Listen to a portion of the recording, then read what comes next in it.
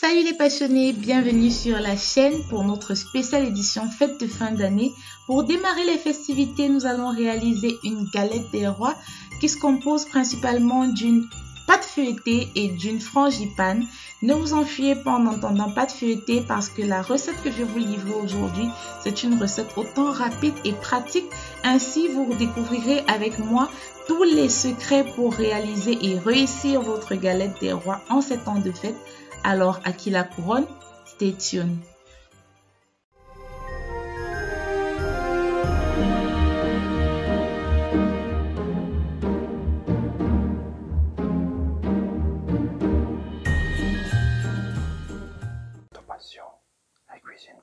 Et voilà les passionnés, comme je viens de vous le dire il y a de cela quelques instants, nous allons réaliser notre galette des rois en deux parties. Premièrement, nous allons réaliser la fameuse pâte feuilletée qui est assez rapide à faire. C'est une petite méthode qui ne nécessite pas vraiment de connaissances tant techniques que ça. Vous allez voir, c'est très facile. Déjà, je vous présente les ingrédients pour notre pâte feuilletée.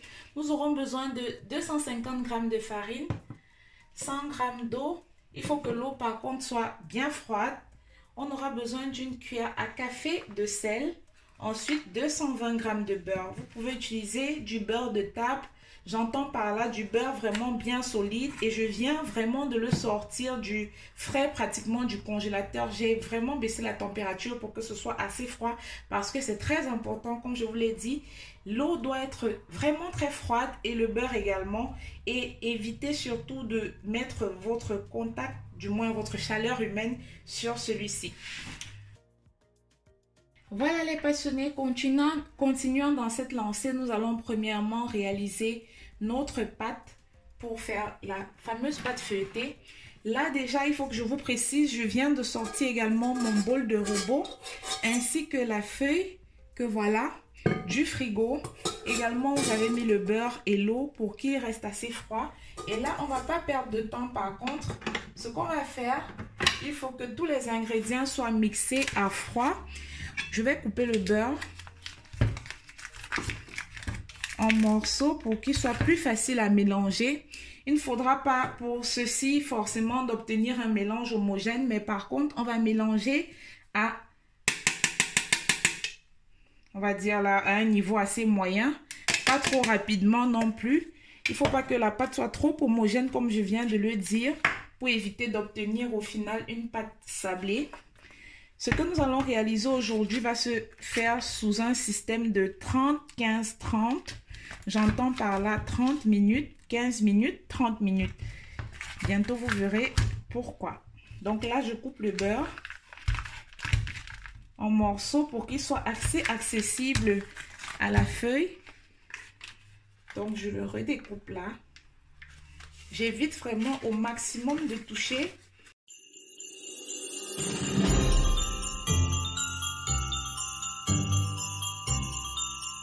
On a fini de mixer le tout.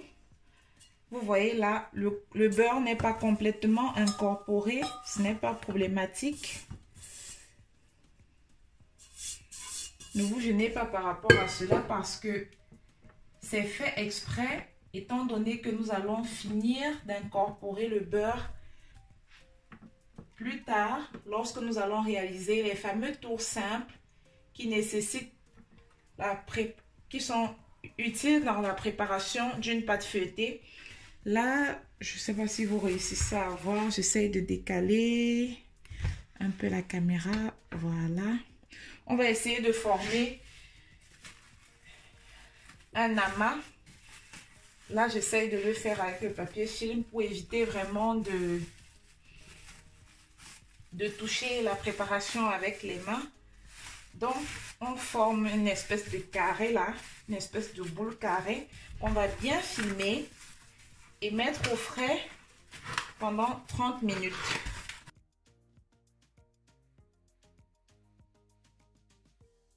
Maintenant, pendant que notre préparation de pâte feuilletée est au frais pour 30 minutes, on va directement s'attaquer à la frangipane. Et pour ce, premièrement, je vous l'ai dit au début de la vidéo, La frangipane se compose principalement de crème pâtissière que vous connaissez déjà. Nous avons déjà eu à réaliser sur la chaîne, mais néanmoins, nous allons le refaire. Et de crème d'amande. Déjà, là, on va commencer par réaliser la crème pâtissière qui va aller un tout petit peu au feu pour une préparation, pour que nous puissions l'alourdir. Donc, voilà les ingrédients pour notre crème pâtissière du jour. 25 g de farine, 250 g de lait, 50 g de sucre et 2 œufs.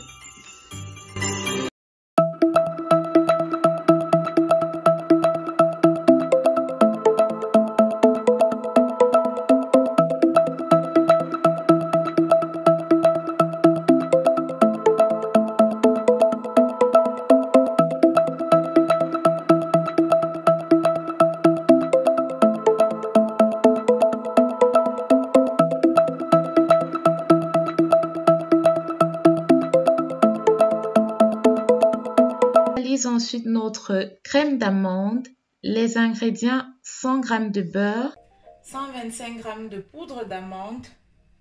Il faut que ce soit mixé. Si jamais vous en avez acheté dans les supermarchés et que ce n'est pas mixé, mixez-la vraiment pour obtenir la poudre. 100 g de sucre, 2 œufs et justement la fameuse arôme d'amande amère. Je précise que tous les ingrédients pour réaliser votre crème d'amande doivent être pratiquement à part égale, comme vous l'avez vu, sauf pour la poudre d'amande qui doit être un poil plus élevé. Ou alors, vous pouvez toujours le laisser à 100 g, ce n'est pas du tout un problème.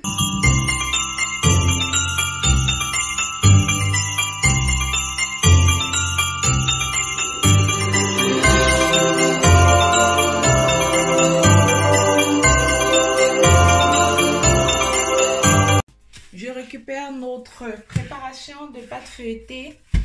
Là déjà, je pense que vous voyez assez. Je vais fariner mon plan de travail, mais alors vraiment généreusement.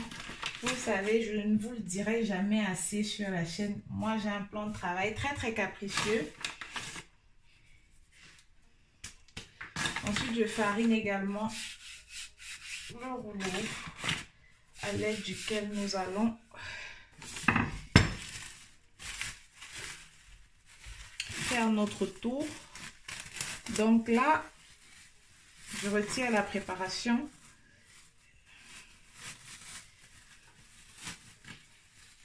Et je dépose sur le plan de travail. Par contre, pensez à bien conserver le papier film de film alimentaire parce que nous allons le réutiliser. Maintenant, nous allons faire ce que l'on appelle des tours simples. On va abaisser la pâte et on commence par faire là des tranchages pour ne pas, on abaisse à partir du milieu pour ne pas partir directement sur les bords. Et voilà, maintenant, lorsque c'est fait, vous pouvez abaisser votre pâte feuilletée lentement et sûrement.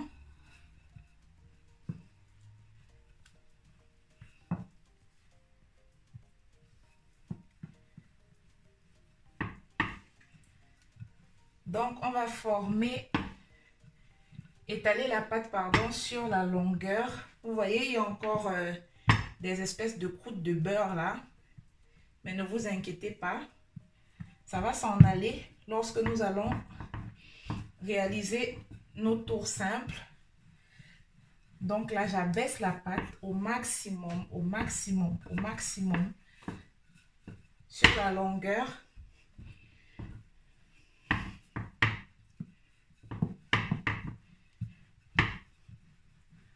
Ensuite, ce qu'on va faire, c'est qu'on va la replier. Le principe du tour simple, notamment, vous pouvez le plier dans l'un ou dans l'autre des sens. C'est vous qui voyez. Moi, j'aime toujours commencer par la face de dessus. Vous essayez de plier à peu près au milieu. Et là, avec une espèce de... Je vais relever encore un tout petit peu, voilà. Et là, avec une espèce de marquage ici, là, vous savez où est-ce que vous devez replier l'autre face, notamment. Et voilà, jusqu'au bout. Vous voyez, je dois refariner à nouveau parce que la pâte a collé sur mon plan de travail. Et je refarine encore le dessus et encore et encore et encore. Donc, je disais tantôt, on forme une espèce de livre fermé où la fermeture notamment se place du côté droit lorsque vous retournez la pâte. Et là, on va recommencer la même chose. On commence par abaisser la pâte tout doucement.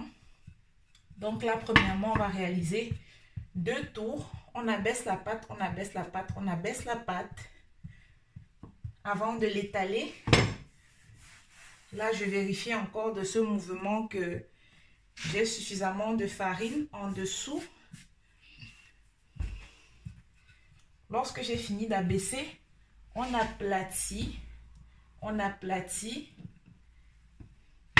étale la pâte sur toute sa longueur jusqu'au bout.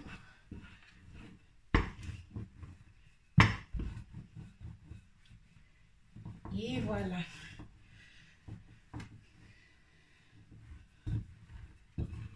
Et on va recommencer la même chose. On va le refermer à nouveau. Par contre, je vous l'ai dit, on a commencé par faire 2 tours simples. Ce sera suffisant pour l'instant. On va m'en rajouter d'autres. On va d'abord remettre à nouveau notre pâte au frais pendant 15 minutes. Vous voyez déjà, vous ne voyez pratiquement plus. Je vais essayer de zoomer là. Un instant, je zoome. Ça, c'est pas bon. J'essaie de... Voilà. Voilà. Si vous allez voir, je pense que là, c'est bon. Oh là là. À nouveau, elle me fait des misères. Voilà.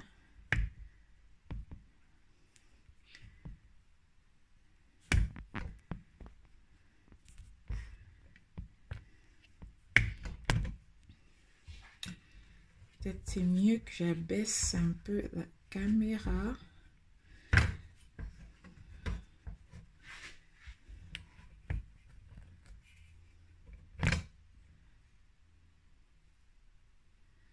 J'étais en train de dire tantôt, vous voyez ici, il n'y a plus de démarcation sur votre pâte. Vous ne voyez plus le beurre. Il y a une certaine disparité. Et la pâte s'allonge de plus en plus facilement. Donc là, lorsque vous avez fini de bien l'allonger, je vais l'allonger sur toute sa longueur jusqu'à ce bout-ci. Voilà. On va refermer, mais surtout pensez également à chaque fois, lorsque vous refermez, si vous avez commencé vers le haut, refaites toujours dans le même sens et non dans le sens inverse. Là, pour le coup, je prends un pinceau.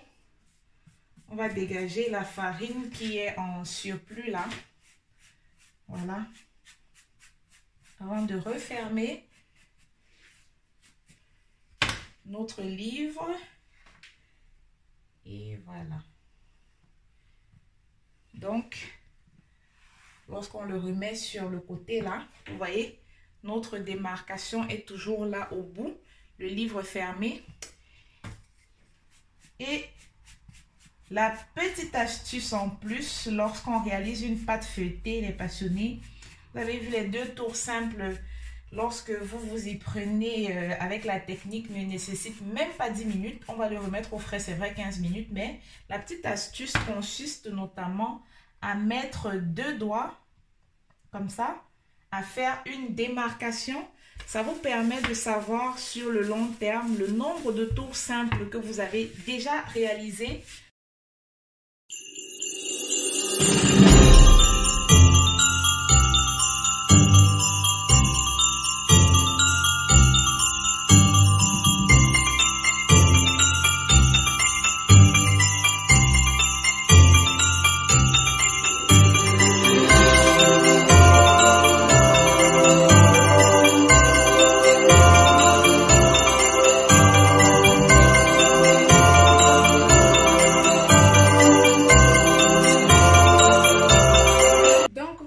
passionnés, c'est terminé.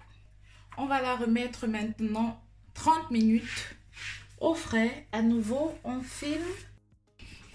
Les 30 minutes sont écoulées, les passionnés. On va maintenant étaler notre pâte feuilletée. Là, elle est bien prête pour former.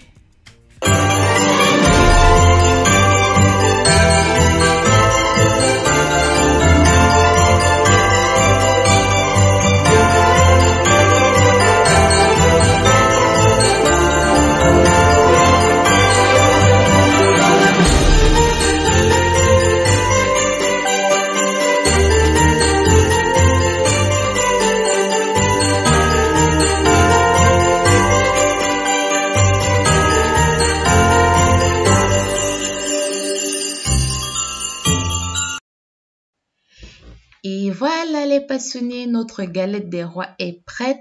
Je l'ai laissée cuire à 30 minutes, pendant 30 minutes, pardon, à 180 degrés. Vous voyez déjà que j'ai tellement l'eau à la bouche et que je suis perturbée. Je ne sais même plus à combien de temps je l'ai laissé cuire. Ah, je plaisante.